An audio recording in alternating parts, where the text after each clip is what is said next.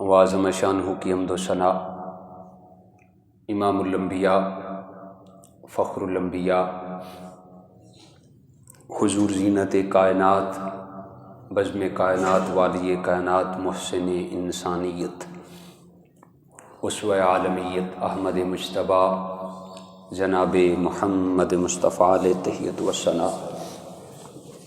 आपके हुज़ूर नाज में अक़ीदतों, मोहब्बतों और इरादतों के खिराज पेश करने के बाद निहायत ही वाजिबुल एहतराम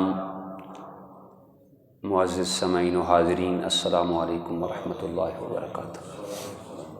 मेरी और आपकी बख्त फ़िरोज़ी है कि मैं और आप आज के इस पाकीज़ा दिन में अल्लाह के घर में हाज़री की सआदत हासिल कर रहे हैं। अल्लाह पाक हमारी साजिज़ाना काविश को अपनी बारगाह में कबूल फरमा कर हम सब के लिए खोश आखिरत बनाए। गुज़श्ता कुछ खुतबात जुम्मा पे कामयाबी के हुसूल के हवाले से मारूज़ात आपके गोशगुजार की जा रही हैं कि इंसान कैसे दुनिया व आखिरत की ज़िंदगी को कामयाब कर सकता है। उसी जिहत से आज एक और टॉपिक लेकर आपकी खिदमत में हाज़िर हूँ। वो है जी रिज़्क़ के हलाल के हवाले से चंद मारूज़ात आपके गोशगुजार करूँगा। अल्लाह पाक मुझे और आपको इस पर ईमान रख के इस पे अमल करके ज़िंदगी गुजारने की तौफीक से माला माल फरमाए। आयत नंबर 172 है सूरह बकरा की। अल्लाह पाक ने इरशाद फरमाया, या अय्युहल्लज़ीना आमनू, ए ईमान वालो, कुलू मिन तय्यिबाति मा रज़क़नाकुम, खाओ उससे जो तुम्हें पाकीज़ा रिज़्क़ दिया गया है। वशकुरू लिल्लाह, पाकीज़ा रिज़्क़ खाने के बाद फिर अल्लाह का शुक्र अदा करो। इन कुंतुम इय्याहु ताबुदून, अगर तुम अल्लाह की इबादत करते हो। कुरान मजीद की इस आए नूर के अंदर अल्लाह पाक ने इंसान को जिस्मानी सफाई के साथ साथ रूहानी सफाई करने का भी हुक्म इरशाद फरमाया। रूहानी सफाई तभी मुमकिन होगी जब हमारा अंदर हमारा जिस्म पाकीज़ा ग़िज़ा से मुज़य्यन होगा। हुज़ूर जान आलम सल्लल्लाहु अलैहि वसल्लम की बारगाह में अर्ज़ की गई, या रसूलल्लाह सल्लल्लाहु अलैहि वसल्लम, हज़रत राफ़े बिन खुदैज रज़ी अल्लाह ताला अन्हु हदीस पाक के रावी हैं। अर्ज़ की गई, या रसूलल्लाह सल्लल्लाहु अलैहि वसल्लम, सबसे बेहतरीन रिज़्क़ कौन सा है? तो आक़ा कायनात जाने आलम सल्लल्लाहु अलैहि वसल्लम ने इरशाद फरमाया, सबसे बेहतरीन, सबसे पकीज़ा, सबसे अफजल और सबसे आला रिज़्क़ में से आला तरीन रिज़्क़ वो है जिसको इंसान अपने हाथ से मेहनत करके हासिल करे और उसको लुक़मा जहाँ बनाए। वो सबसे बेहतरीन और सबसे अफजल तरीन रिज़्क़ है। और फिर हुज़ूर अलैहि सलाम ने इरशाद फरमाया, हाथ से काम करके मेहनत करके खाया करो, इससे तुम्हारी जान भी अमन पाएगी और तुमसे तुम्हारा खुदा भी राज़ी हो जाएगा। सुभान अल्लाह। और फरमाया, हज़रत सैयदना दाऊद अलैहिस्सलाम भी हाथ से कमा के रोज़ी रोटी का इंतज़ाम फरमाते थे।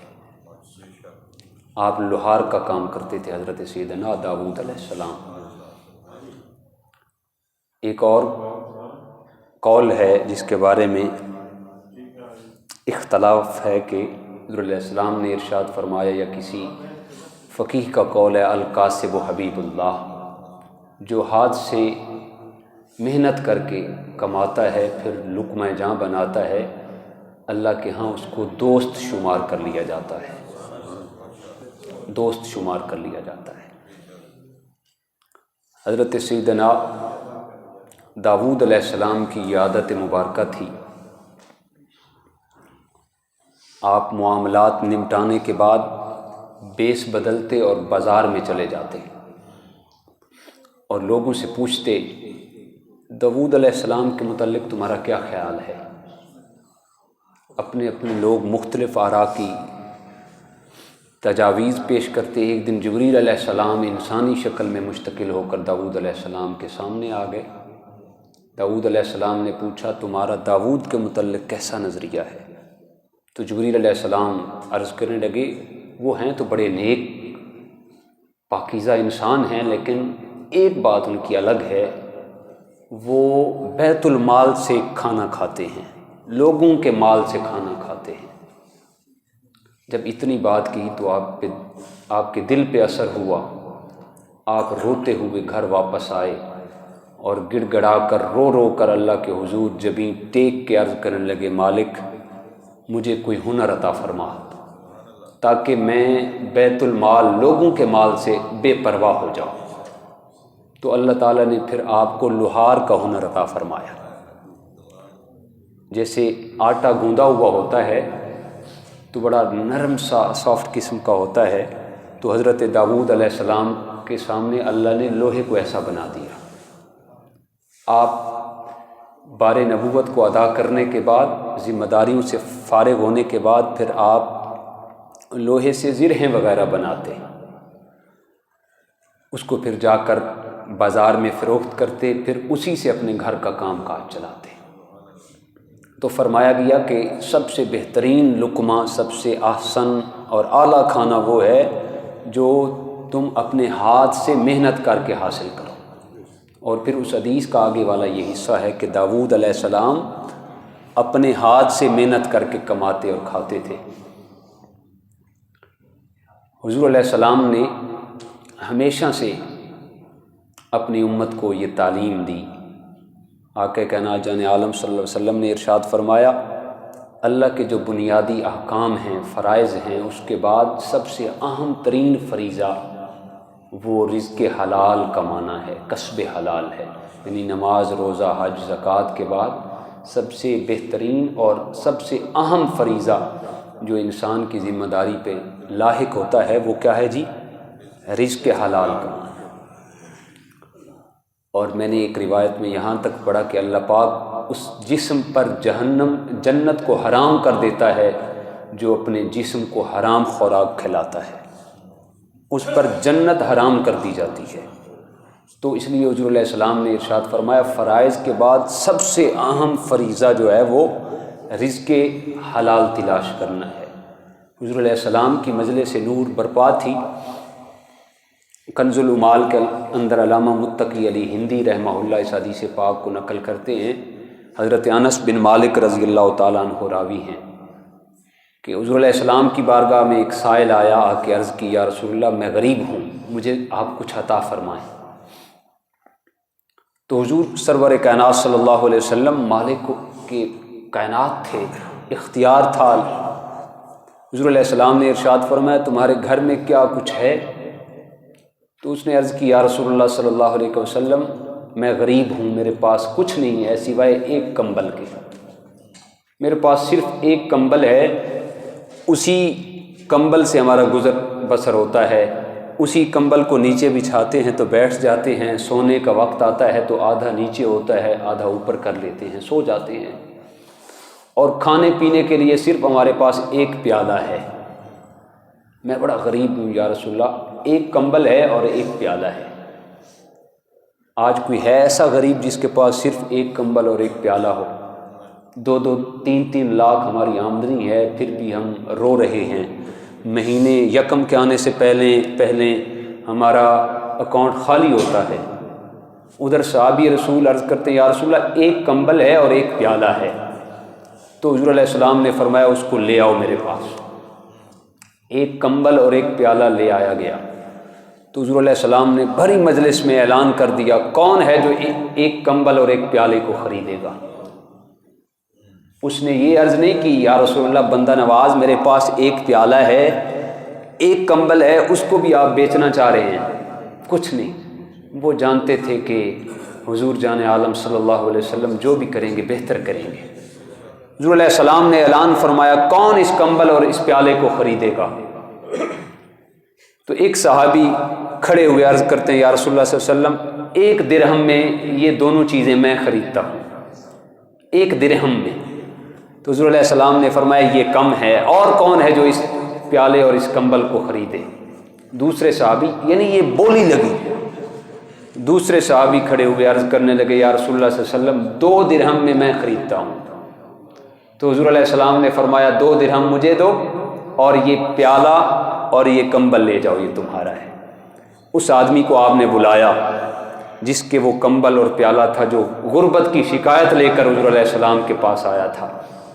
آقا کائنات نے فرمایا یہ 1 درہم پکڑو، یہ کھانے پینے کے لیے 1 درہم کا سامان اپنے گھر لے جاؤ، اور دوسرا درہم جو تھا حضور علیہ السلام نے ارشاد فرمایا بازار میں جاؤ، اس 1 درہم کا کلہاڑا خرید کر لاؤ۔ کیا فرمایا؟ اس کا کلہاڑا لے کر میری بارگاہ میں آؤ۔ 1 درہم کا وہ کھانا لے کر اپنے گھر والوں کے پاس دے کے آیا، 1 درہم کا وہ کلہاڑا لے کر حضور جان عالم کی بارگاہ میں آیا۔ قربان اس غربت کے، اس مقدر پہ قربان 1 درہم کا کلہاڑا لایا گیا، اور آقا کائنات نے اپنے دست شفقت سے اس کلہاڑے کے اندر دستہ ڈالا اور فرمایا یہ کلہاڑا پکڑو اور بازار میں چلے جاؤ، لکڑیاں کاٹو، خود بھی کھاؤ اور لوگوں کو بھی کھلاؤ۔ خبردار 15 دن میری بارگاہ میں نہیں آنا، تو نے 15 دن محنت کرنی ہے۔ فرمایا جاؤ کلہاڑے کے ساتھ لکڑیاں کاٹو، خود بھی کھاؤ اور لوگوں کو بھی کھلاؤ۔ یہ کیا ہوا کہ میری بارگاہ میں آ گئے، غربت کی شکایت کر رہے ہو؟ تو امام جلال الدین سیوطی رحمہ اللہ فرماتے ہیں 15 دن کے بعد در منصور کے اندر اس آیت کے مطابق 15 دن کے بعد وہی شخص حاضر ہوا۔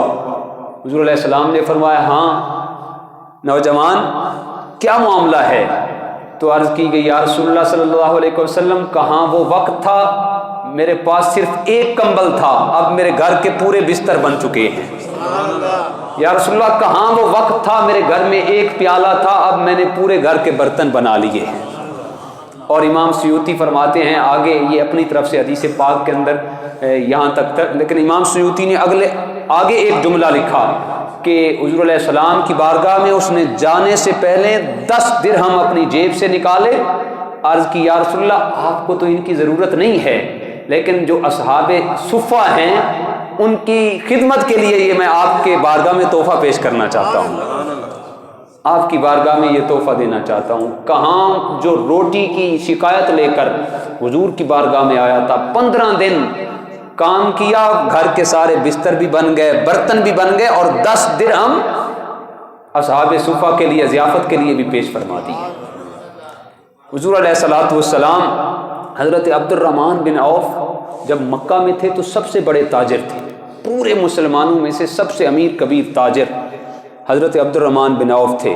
آپ جانتے ہیں جب آقا مکہ سے ہجرت کر کے مدینہ طیبہ آئے تو سارا کچھ چھوڑ چھاڑ کے مکہ سے آپ مدینہ آئے۔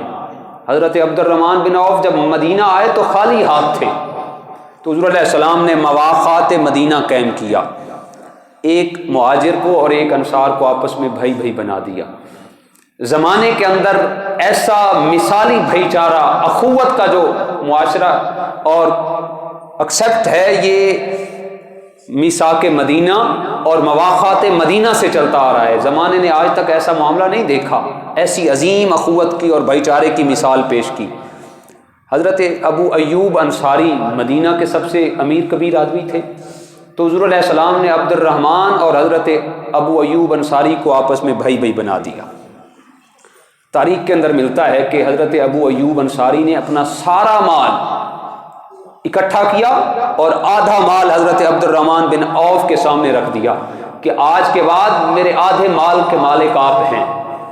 یہاں تک انسانی ہمدردی تھی کہ فرمایا میری 2 بیویاں ہیں، ایک کو پسند کر لو، میں اس کو طلاق دے دیتا ہوں، عدت گزرنے کے بعد اس کے ساتھ تمہارا نکاح کر دیا جائے گا۔ لیکن حضرت عبد الرحمن بن عوف بھی اخوت کے معاملے سے آگاہ تھے، آشنا تھے، عرض کرنے لگے مجھے تمہارا مال نہیں چاہیے، مجھے بیویاں نہیں چاہیے، میرے اوپر بس اتنی سی کرم نوازی کر دو، مجھے بازار کا راستہ دکھا دو، مجھے بازار کا راستہ دکھا دو۔ اور پھر وہی تاریخ دہراتی ہے اس بات کو بھی، جب حضرت عبد الرحمن بن عوف رخصت ہوئے اس دنیا سے، تو جو آپ کی 2 بیویاں تھیں آپ کے پاس اس وقت جب آپ فوت ہوئے مدینہ طیبہ کے اندر، اس انداز میں اللہ نے مال و دولت کی فراوانی عطا کر رکھی تھی کہ بیویوں کو 8واں حصہ دیا جاتا ہے، تو صبح سے لے کر دوپہر تک 2 مزدور سونا کھودتے رہے حصہ دینے کے لیے، دوپہر تک وہ سونا کٹائی میں اس کی مکمل نہیں ہوئی تھی، اتنا اللہ پاک نے آپ کو عطا کر دیا تھا۔ حضرت عبد الرحمن بن عوف فرماتے ہیں آپ سے پوچھا گیا کبھی آپ نے غریبی کی خواہش کا اظہار بھی کیا؟ اتنے امیر کبیر ہیں، کبھی یہ بھی دل میں آیا کہ کاش میں غریب ہوتا؟ تو حضرت عبد الرحمن بن عوف فرماتے ہیں ہاں، ایک دن میرے دل میں یہ خیال ضرور آیا، کاش میں غریب ہوتا، امیر نہ ہوتا، کاش میں غریب ہوتا۔ پوچھا گیا وہ کیسے؟ تو انہوں نے فرمایا ایک دن حضور علیہ الصلوۃ والسلام کی بارگاہ میں میں بھی حاضر تھا، حضرت سعد انصاری رضی اللہ تعالیٰ عنہ صحابی رسول حضور کی خدمت میں آئے۔ جو ہاتھ سے کمانے کی برکت ہے وہ کتنی عظیم برکت ہے، اللہ اکبر۔ حضرت سعد انصاری حضور کی بارگاہ میں آئے، حضور کو سلام دیا، تو سلام دینے کے بعد جلدی سے ہاتھوں کو پیچھے کیا۔ حضرت عبد الرحمن بن عوف فرماتے ہیں میں دیکھ رہا تھا آقا کائنات نے ہاتھوں کو زور سے پکڑ لیا، پیچھے نہ جانے دیا، گویا کہ حضور علیہ السلام نے ہاتھوں کو تھام لیا۔ پھر حضور علیہ السلام نے ہاتھوں کو ایسے کرتے ہوئے فرمایا اے سعد یہ کیا ہے، یہ ہاتھوں پہ کیا ہے؟ ہاتھوں پہ چھالے بنے ہوئے تھے۔ حضرت سعد انصاری رضی اللہ تعالیٰ عنہ، آقا کائنات نے ہاتھ کو تھام کے فرمایا سعد یہ کیا ہے؟ عرض کرنے لگے بندہ نواز میرے بچے چھوٹے ہیں، بچے چھوٹے ہیں، محنت کرتا ہوں کدال کے ساتھ، کئی کے ساتھ، پہاڑی علاقہ جات ہیں، محنت کرتے کرتے میرے ہاتھوں کا یہ عالم بن گیا، ہاتھوں کے اندر چھالے آ گئے۔ تو حضرت عبد الرحمن بن عوف فرماتے ہیں وہ زمانے نے یہ منظر پہلی دفعہ دیکھا تھا، ملائے اعلیٰ کے فرشتے بھی ترستے تھے کاش جان عالم صلی اللہ علیہ وسلم کے قدموں کو بوسہ دے لیں، جبریل بھی آقا کائنات کے قدموں کو بوسہ دینے کے لیے ترستے تھے۔ آج حضور علیہ السلام نے سعد انصاری کے ہاتھوں کو پکڑا، فرمایا یہ کیا ہے؟ آقا کی آنکھوں سے آنسو بہ رہے تھے، حضور علیہ السلام حضرت سعد انصاری کے ہاتھوں کو بوسے دے رہے تھے، سعد انصاری کے ہاتھوں کو بوسہ دے رہے تھے۔ حضرت عبد الرحمن بن عوف فرماتے ہیں میں اس وقت یہ سوچ رہا تھا کاش آج میں امیر نہ ہوتا، میں غریب ہوتا، کاش میں آج غریب ہوتا۔ آقا کائنات نے بوسہ دے کر زمانے کو یہ عملی پیغام دیا کہ بینک بیلنس ہونا اور بات ہے، ہاتھوں سے محنت کر کے روزی روٹی کمانا یہ اور بات ہے۔ جو ہاتھ سے محنت کر کے روزی روٹی کماتا ہے القاسب و حبیب اللہ، وہ اللہ کا بھی دوست ہوتا ہے اور اللہ کے رسول کا بھی دوست ہوتا ہے، وہ اللہ کا بھی دوست ہوتا ہے اور اللہ کے رسول کا بھی دوست ہوتا ہے۔ تو آقا کائنات جان عالم صلی اللہ علیہ وسلم نے سب سے زیادہ جس چیز کو پسند کیا وہ اپنے ہاتھ سے کمانے کو پسند کیا۔ آج ہمارا معاشرہ بالکل الٹ ہو چکا ہے، ہمارے بچے آج کہتے ہیں جب تک ابا مجھے 15 لاکھ کا دکان ڈال کے نہیں دے گا اس وقت تک میں کاروبار نہیں کروں گا۔ 1 2 3 4 لاکھ پہ تو بات بنتی نہیں۔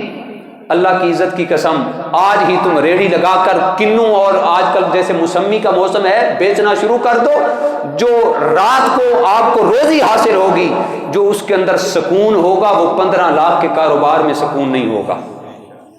میں بڑا فخر محسوس، یہ جو ہمارے افغانستان سے بھائی پٹھان حضرات آئے ہوئے آپ دیکھیں گے یقین مانیں وہ کسی سے بھیک نہیں مانگیں گے، اور کوئی کام نہیں بھی آتا ہوگا تو چائے جیسے آج کل آپ دیکھتے ہیں چائے بیچنی شروع کر دیں گے، جوتے پالش کرنے شروع کر دیں گے اور چھوٹی سی ریڑھی لگا دیں گے اور وہ ایک دوسرے کو سپورٹ کرتے ہیں۔ ایک پٹھان کبھی بھی آپ میرے یہ مشاہدے سے گزرا، ایک پٹھان بھیک مانگ رہا تھا تو اس کے بھائیوں نے دیکھا تو اس کو انہوں نے 3-4 تھرماش لے کے دیے کہ کعوہ بیچو، آج کے بعد تم نے مانگنا نہیں۔ اور وہ پٹھان ہمارا بھائی ادھر بھی آتا ہے، ہماری اپنی مسجد کے اندر آتا ہے، 2-3 دفعہ قاری صاحب اور میں نے بھی اس سے کعوہ پیا ہے۔ تو ایک دوسرے کو سپورٹ کرتے ہیں. تو حضور علیہ السلام نے سب سے زیادہ جس چیز کو پسند کیا ہے وہ کیا ہے جی؟ اپنے ہاتھ سے محنت کرنا، روزی روٹی کمانا. حاتم طئی آپ نے سن رکھا ہے، بڑے سخی آدمی تھا حاتم طئی.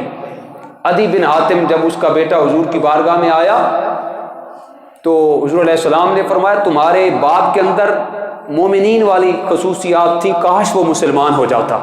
مسلمان نہیں ہوا تھا حاتم طئی. حاتم طئی سے پوچھا گیا اپنے سے بڑھ کر بھی کسی کو سخی دیکھا ہے تو نے؟ بڑا سخی تھا، 40 دروازوں سے بھی اگر اس کے پاس ایک ہی آدمی آ جاتا تو اس کو جھڑکتا نہیں تھا، اس کو خیرات دے دیتا تھا. حاتم طئی اس کی سخاوت کے بارے میں یہ مشہور ہے. اس سے پوچھا گیا کیا تو نے اپنے سے بڑے کسی سخی کو بھی دیکھا ہے؟ تو حاتم طئی نے کہا ہاں میں نے اپنے سے بڑا ایک سخی بھی دیکھا ہے. پوچھا وہ کیسے؟ حاتم طئی نے کہا، روضۃ الریاحین ایک کتاب ہے، اس کے اندر علامہ عبد الرحمن سمرقندی نے یہ روایت لکھی کہ اس نے کہا کہ میں نے ایک دن اپنے پورے شہر کے اندر اعلان کر دیا آج سب پورے شہر والوں کی میرے ہاں دعوت ہے، آج کسی نے اپنے گھر کے اندر کھانا نہیں بنانا، میرے ہاں کھانا کھانا ہے. دوپہر کا وقت تھا، ساری رعایا آ چکی تھی، دسترخوان لگ چکے تھے. حاتم طئی کہتا ہے میں نے بھیس بدلا، پردہ کیا، جا کر دیکھوں تو صحیح شہر کے سارے لوگ آئے ہیں یا کوئی نہیں بھی آیا. تو حاتم طئی کہتا ہے میں بازار کا وزٹ کرتے کرتے باہر جنگلوں میں چلا گیا تو میں نے دیکھا ایک بابا جی ہیں لکڑیاں کاٹ رہے ہیں، لکڑیاں کاٹ رہے ہیں. اور جا کر میں نے کہا کہ اے بزرگ تمہیں پتہ نہیں شہر کے اندر تو بڑا عظیم الشان دسترخوان لگا ہوا ہے، حاتم طئی نے سب کی دعوت کی ہوئی ہے، تم لکڑیاں کاٹ رہے ہو؟ تو وہ بابا جی کہنے لگے اے نوجوان تمہیں کیا بتاؤں، اصل میں مجھے چسکا لگ چکا ہے اپنے ہاتھ سے روٹی روزی کمانے کا. جو اپنے ہاتھ سے کما کر میں کھاتا ہوں وہ مجھے مفت کے دسترخوان پہ مزہ نہیں آتا، مفت کے دسترخوان پہ مجھے مزہ نہیں آتا. تو حاتم طئی کہنے لگے میں چونک کے نیچے اترا کہ میں بھی سخی ہوں لیکن یہ تو مجھ سے بھی بڑا سخی ہے، پاس کچھ بھی نہیں، کہتا ہے کہ مجھے مفت کے دسترخوان پہ مزہ نہیں آتا. حاتم طئی نیچے اترا، اتر کر ایک دو باتیں کی، جب جانے لگا تو اس بابا جی نے کہا کہ تم بھی اس دسترخوان پہ جا رہے ہو، حاتم طئی کی بارگاہ میں جا رہے ہو دسترخوان پہ کھانا کھانے؟ تو کہا ہاں میں بھی ادھر جا رہا ہوں. تو اس بابا جی نے جیب میں ہاتھ ڈالا اور 5 سکے باہر نکالے، نکال کر مجھے تھما کے کہنے لگے حاتم طئی تو بڑا آدمی ہے، اس کو ان کی ضرورت نہیں ہوگی، جو وہاں پہ لانگری ہے اس لانگری کو جا کر یہ میرے 5 سکے دے دینا، اس دسترخوان پہ بڑے بڑے اللہ کے نیک بندے بھی آئے ہوں گے، اس حصے کے اندر میرا حصہ بھی شامل ہو جائے گا. تو حاتم طئی نے کہا میں نے اپنے سے بڑا سخی اگر کسی کو دیکھا ہے تو اس بابا جی کو دیکھا ہے. غریب ہونا اور بات ہے لیکن اصل بندہ دل سے سخی ہوتا ہے. یقین مانے وہ کٹیا کے اندر اگر انسان کو اپنی خودداری نصیب ہے، عزت نفس نصیب ہے، تو وہ جو کٹیا کے اندر انسان کو مزہ حاصل ہوتا ہے وہ بددیانتی کے محلات میں وہ مزہ نصیب نہیں ہوتا. وہ بددیانتی کے محلات میں قطعی مزہ نصیب ہی نہیں ہو سکتا. حضرت سالم بن عبداللہ جو حضرت عمر فاروق کے پوتے تھے، ایک دن خانہ کعبہ کا طواف کر رہے تھے تو گورنر مکہ آ گیا. تو آپ کا 7واں چکر مکمل ہو چکا تھا، سالم بن عبداللہ بن عمر رضی اللہ تعالیٰ عنہ کا. آپ نے استلام کیا 8واں اور نفل ادا کیے اور مستلزم کے سامنے دعا کے لیے ہاتھ بلند کر کے دعا مانگ رہے تھے. گورنر مکہ پیچھے آ کے کھڑا ہو گیا اور چپکے سے اچانک خاموشی سے قریب کان کے قریب جا کے کہنے لگا حضور میں گورنر مکہ ہوں، اگر کوئی حکم ہونا تو بتانا. ہاتھ باندھ کے کہنے لگا میں گورنر مکہ ہوں، اگر کوئی حکم ہو تو بتائیں. آپ کے چہرے پہ جلال آ گیا. حضرت سالم بن عبداللہ بن عمر رضی اللہ تعالیٰ عنہ چہرے پہ جلال آ گیا. فرمایا تجھے گورنر کس نے منتخب کیا ہے؟ بے وقوف تو گورنری کے لائق ہی نہیں ہے، تجھے گورنر کس نے؟ تو گورنر مکہ پریشان ہوا کہ آج پہلی دفعہ کسی بزرگ سے پالا پڑا ہے، تو پاؤں تک پسینہ آ گیا. ڈرتے ڈرتے باہر نکلا، باب عبدالعزیز کے سامنے کھڑا ہو گیا. جب حضرت واپس آئیں گے تو اس وقت تو خانہ کعبہ سامنے تھا، پھر عرض کروں گا، ہو سکتا ہے کوئی بات ہو جائے۔ آپ نے فرمایا تو خانہ کعبہ کے سامنے کھڑے ہو کر اللہ کے گھر میں پہنچ کر کہتا ہے کہ میرے متعلق کوئی حکم ہو تو بتائیں۔ آج فتویٰ بھی یہی ہے بدقسمتی سے، آج کیونکہ ہم نے جو دین پڑھا ہے بتانا وہی ہے، اس کے علاوہ کوئی دین ہے ہی نہیں، جو ہم نے پڑھا ہے وہی بتانا ہے۔ فتویٰ یہ ہے اگر مسجد کے اندر کوئی سوال کیا جائے تو اس کو کچھ نہیں دینا چاہیے۔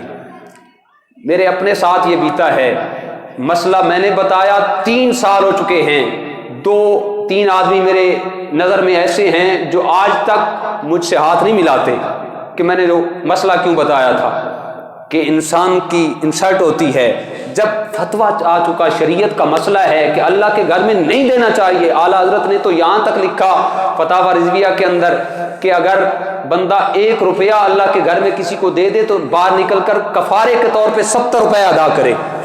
اس کی وجہ کیا ہے کہ اللہ کے گھر میں آ کر بھی لوگوں سے مانگ رہے ہو، اللہ کے گھر میں آ کر تو اللہ سے مانگنا چاہیے۔ اللہ کے گھر میں آ کے کس سے مانگنا چاہیے؟ اللہ سے مانگنا چاہیے۔ تو آج تک وہ 2 آدمی ایسے ہیں میری نظروں میں ہیں، وہ مجھ سے ہاتھ نہیں ملاتے ابھی تک بھی وہ پتہ نہیں ان کے ذہن میں کیا ہے کہ مولوی صاحب نے یہ کیوں روک دیا، اس کی انسلٹ ہو گئی، اس کی بےزتی ہو گئی۔ اس کو نہیں پتا اللہ کے گھر میں آئے ہو تو اپنی جبین کو اللہ کے حضور جھکاؤ، عرض کرو مالک مجھے کسی کا محتاج نہ بنا، اگر مجھے محتاج بنا نہیں ہے تو مالک مجھے اپنا محتاج بنا۔ تو سالم بن عبداللہ بن عمر رضی اللہ تعالیٰ عنہ باہر نکلے، باب عبدالعزیز کے سامنے گورنر مکہ پھر ہاتھ باندھ کے کھڑا ہے، تو اس نے عرض کی حضور اس وقت تو بیت اللہ سامنے تھا، اب تو بیت اللہ سامنے نہیں، حضور کوئی حکم ہو تو عرض میں حاضر ہوں، آپ حکم فرمائیں، کوئی حکم، کوئی میرے لائق کام ہو۔ تو آپ نے مسکرانا شروع کر دیا۔ آپ نے کیا کیا جی؟ مسکرانا شروع کر دیا حضرت سالم بن عبداللہ بن عمر رضی اللہ تعالیٰ عنہ۔ تو اس نے پھر وہی عرض کی حضور کوئی حکم ہو تو بتائیں۔ آپ نے فرمایا کیا دین کے متعلق دینا چاہتے ہو یا دنیا کے متعلق؟ کیا مانگوں میں، دین مانگوں یا دنیا مانگوں؟ تو گورنر مکہ کہنے لگا حضور دین تو سارا آپ کے پاس ہے، میں تو دنیا دار ہوں، دنیا کے اندر اگر کوئی حکم ہو تو بتائیں۔ تو حضرت سالم بن عبداللہ نے جو جواب دیا، اللہ کی عزت کی قسم کھربوں روپے کا ایک جواب ہے، سونے کے سنہری الفاظ کے ساتھ لکھے جانے کے قابل ہے۔ آپ نے فرمایا، گورنر مکہ کہنے لگا حضور دین تو آپ کے پاس ہے، میرے پاس تو دنیا ہے۔ تو حضرت سالم بن عبداللہ اس کے کاندھے پہ تھپکی دے کے کہنے لگے اے گورنر مکہ، میں نے دنیا تو اس سے بھی کبھی نہیں مانگی جو دنیا بنانے والا ہے، میں تجھ سے کیسے مانگوں گا؟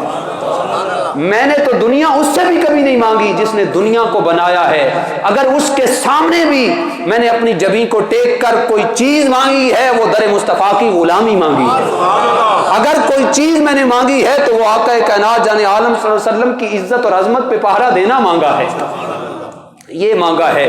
یہ کس نے ذروں کو اٹھایا تو صحرا کر دیا، یہ کس نے قطروں کو ملایا تو دریا کر دیا، یہ کس کی حکمت نے یتیموں کو در کر دیا در یتیم، یہ کون ہے جس نے غریبوں کو اٹھایا تو مولا کر دیا، غریبوں کو اٹھایا تو مولا کر دیا۔ بدقسمتی سے ہمارا معاشرہ اس وجہ سے غربت کا شکار ہے، آج ہمارا توکل نہیں ہے، آج ہمارا بھروسہ نہیں۔ حضرت عبداللہ بن مبارک فوت ہوئے تو خواب کے اندر آپ کو ایک نوجوان نے دیکھا، عرض کی حضور آپ کے ساتھ اللہ نے کیسا معاملہ کیا، کیسا معاملہ کیا؟ تو حضرت عبداللہ بن مبارک نے خواب میں اس نوجوان کو کہا مجھے میرے اللہ نے معاف کر دیا، میرا ٹھکانہ جنت میں ہے، لیکن جس لوہار کا گھر میرے سامنے تھا اس کو مجھ سے بھی بلند رتبہ دے دیا، اس کو کیا کیا جی؟ مجھ سے بھی بلند رتبہ دے دیا۔ خواب ختم ہو گیا، وہ نوجوان صبح اٹھا لوہار کے گھر چلا گیا، دکل بات کیا، اس کی بیوی سامنے آئی، کہا اللہ کا واسطہ دے کر تمہیں کہتا ہوں بتا تمہارے سرتاج کا عمل کیا تھا تو وہ پیشے کے حوالے سے لوہار، وہ عمل کیا کرتا تھا کہ اللہ نے اسے عبداللہ بن مبارک جیسے فقیہ سے بھی بڑا رتبہ دیا۔ تو اس کی بیوی کہنے لگی اس کا اور تو کوئی عمل نہیں تھا، یہ عمل ضرور تھا، جب عبداللہ بن مبارک صبح کے وقت تہجد کے لیے اٹھتے تھے تو وہ اللہ کے سامنے وہ بھی اپنی جبین کو جھکا کے عرض کرتا مالک اگر مجھے اتنا محتاج نہ بناتا، مجھے رزق دے دیتا تو میں بھی سب کاموں سے بے نیاز ہو کر تیرے حضور عبداللہ بن مبارک جیسی جبین کو ٹیکتا۔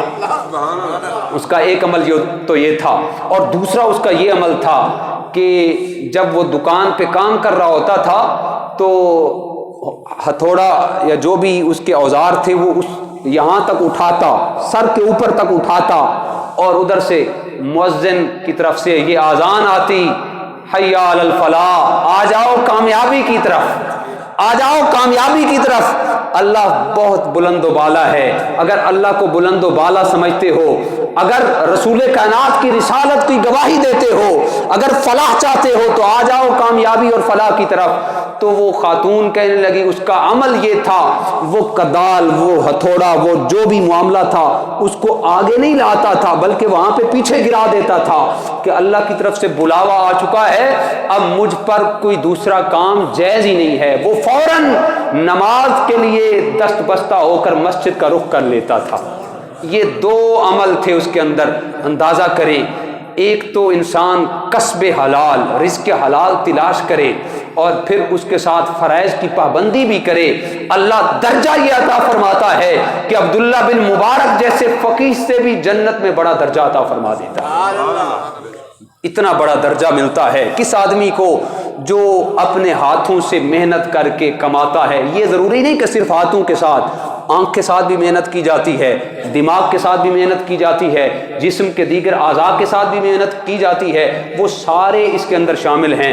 آقا کائنات جان عالم نے فرمایا سب سے بہترین لقمہ، سب سے افضل ترین لقمہ، سب سے افضل ترین کھانا وہ ہے جس کو انسان اپنے ہاتھوں کی محنت کر کے کمائے پھر اس کو لقمہ جاں بنائے۔ اللہ پاک ہم سب کو اپنے در کا غلام بنائے، اپنے در کا خادم بنائے، کسی کے سامنے جھکنے والا بکنے والا نہ بنائے۔ اللہ پاک ہم سب کو توفیق عمل نصیب فرمائے۔ وآخر دعوانا